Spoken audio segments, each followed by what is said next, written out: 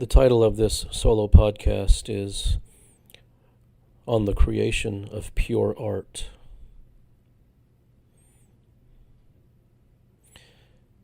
One must examine what it is that he receives from something, because that provides the motivation for doing it. And if what the human being receives is transient and fleeting, then that's a fairly sure sign that both the motivation and, as a result, the execution of the act was impure. Now, it must be stated at the outset that purity and impurity are not ideals to follow, because ideals are empty things. If one tries to follow an ideal, he or she is trying to live up to something.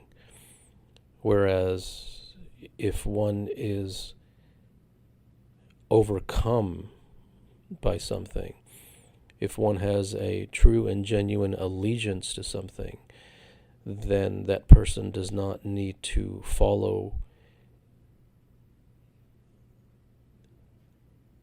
the path or any steps in order to make sure that he is keeping up with that ideal. If something really speaks to a human being, he can't not do it any other way. There is no choice. If one tries to live up to an ideal, then some days he will be successful in living up to it, and other days he will fall off, and he will spend the rest of his life acquiring it and losing it. It will become a life of struggle as it relates to that particular thing.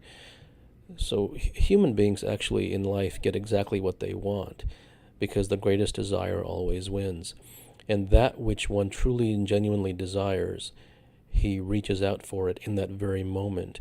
That which he does not desire, and he approaches from the standpoint of shoulds and health and good for you and spiritual and correct, he does in a prescriptive manner, and he does it at arm's length, because it isn't true to him. It is just something that he's been told that he should do, and as a result he will be very lukewarm towards it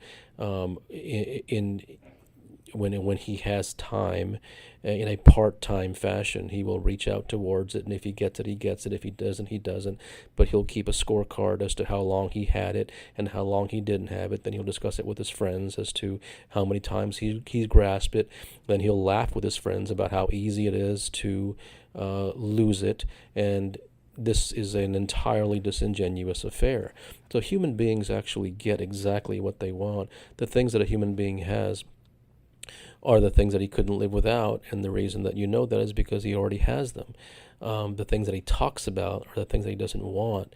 He just talks about it because that talking is a surrogate and is a camouflage for having to admit the fact that he doesn't really want it. So there's no should want and should not want. One has to become genuine if someone is going to find truth. So as it relates to art, the purity is not an ideal. Then what is the point? Well, it is everyone seeks as human beings a sense of otherworldliness, a sense of mystique, a sense of magic. Everyone seeks an escape from the mundane. And human beings look for this escape in entirely cosmetic means, through ingestible substances such as alcohol, through socialization, through watching television, through various other means, and in the pursuing of such things, one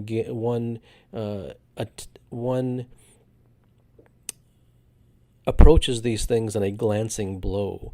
One never arrives anywhere. He just tries to string together drops of pleasure in hopes of creating an ocean of satisfaction. And it's my instinctive compulsion to tell you that that does not work, but I don't think that you need me to tell you that. Any human being can examine his life and see with clear eyes that if seeking pleasure truly did work, then the person would no longer be seeking pleasure. So what is it about purity? Well, it is purity brings satisfaction. When I write a discourse, when I write a private discourse or I create a solo podcast, what is the motivation? And I'm often asked this question on Twitter and through emails and even through my private client consultations, and the honest answer is that there is no quote motivation. The compulsion and the instinctive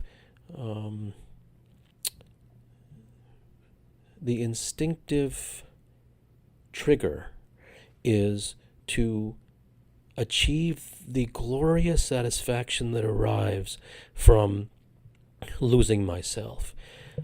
So if someone was to put a gun to my head and say that now you will do a solo podcast and you will do or write a private discourse, and you will do so in order to be informative, you will do so because it is your job, you will do so because you need to help other people by giving them information that might help them, that gun might as well go off, because while I would be dead if the gun did go off in my head, I would also be dead if I did it according to the way that I was told to do it, because providing information is dead and empty. Doing things from the standpoint of a job and as work that's a corpse that brings absolutely no satisfaction. And if it doesn't bring me satisfaction, then there's no motivation for me to do it. So it provides an opportunity for me to lose myself.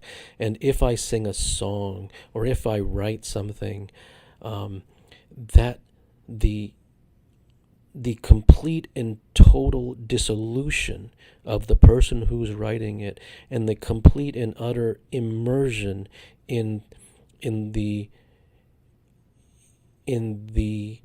witnessing of the creation of the words, which do not come from me in any conscious or deliberate manner, that is the ultimate satisfaction.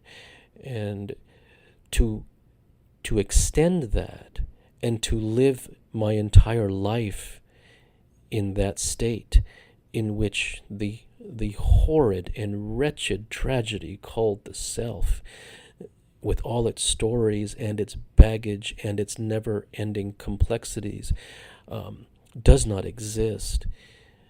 This is the only true satisfaction there is. The attempt to try to get oneself into the moment is yet another plastic idea painted on the sidewalks of society, because if one tries to get into the moment, so to speak, then what he is trying to do is bring himself into the moment, and the moment and the self are mutually exclusive phenomenon. And it is the same with the creation of pure art. So the creation of pure art is an excuse for me to lose myself. And it must be clearly understood that me losing myself is not a holy, spiritual, altruistic, selfless, or admirable act. It is entirely utilitarian. It is completely necessary, because living within the self is such a drastically unsatisfying proposition. So the creation of pure art lies when one completely dissolves into the art. And when it is amazing that how the human organism is created, that when one loses himself, then the notes that one is able to hit with such perfection in his songs, that the insights that one becomes privy to and is able to access from the ether and the other world, just by virtue of creating a channel in which those things can flow through, as a result of having removed the interference of the self, is truly astounding. Man's reach is boundless. It is unlimited. But if he tries to go on that journey with this ball and chain called the self, then he is nothing but the perfect example of limitation. So the purity of art is art expressing itself through the human. It is not the manufacturing of an art from the human. The purity of the art is the result of the human dissolving into the art. And in the end, it is precisely this that all human beings seek. They seek the dissolution of the self in losing themselves in things like socialization and in ingesting exogenous substances, because they cannot stand living with this self and its tragic history and its enormous baggage and all of the stories and the dramas that never go away and which can never be fixed. Every human being seeks freedom from this, and this is what human beings do not realize. So all that is done without the self, all that is done which is from the standpoint of annihilation of the idea of a self, is something which supports and cultivates and tills the soil for the growth of true art. Good night.